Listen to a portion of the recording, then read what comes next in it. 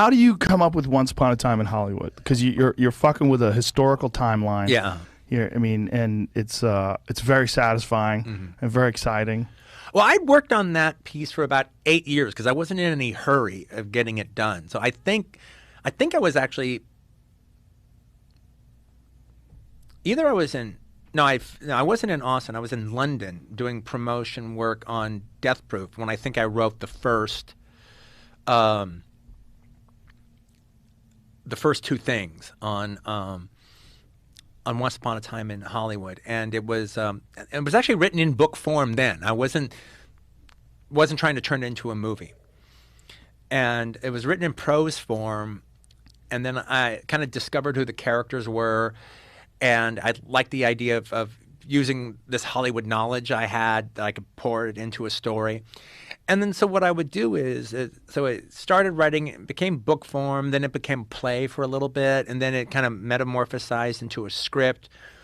And then in between projects, it's what I would do to get myself back into writing again.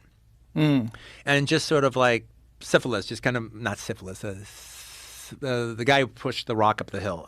Sisyphus? Sisyphus, yeah. Yeah.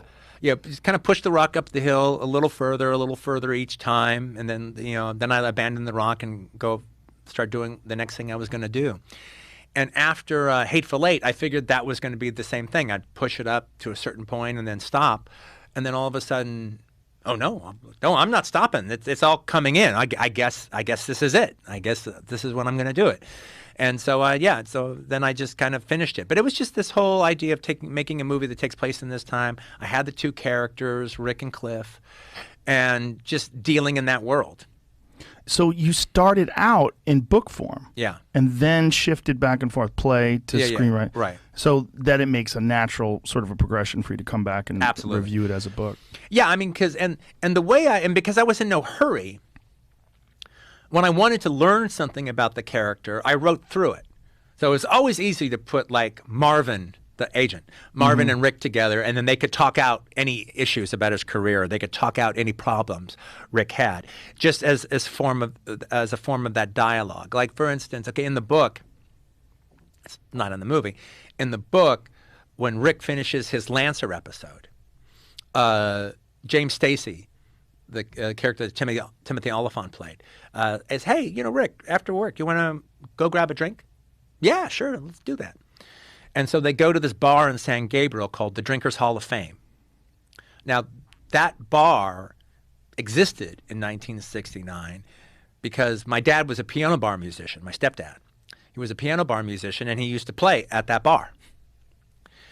And so I wrote like a 20-page scene of Rick and Cliff and James Stacy going to this bar, and they meet another actor that was a friend of my dad's, and my dad is even in the scene. He's the piano bar musician. They even bring me up.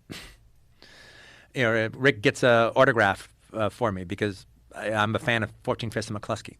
And so it all plays out, and it's like 20 pages, and it explains a lot, and it's really cool. Okay, well, I didn't even bother to type that up. I mean, that's not going to make the movie. What, in the third act, a 20-minute scene where they go to a bar and shoot the shit for 20 minutes? That's not going to make the movie. But it was rewarding writing it. It was fun writing it, and I learned a lot about the characters from writing it. So now when I'm writing a book, it's made to order.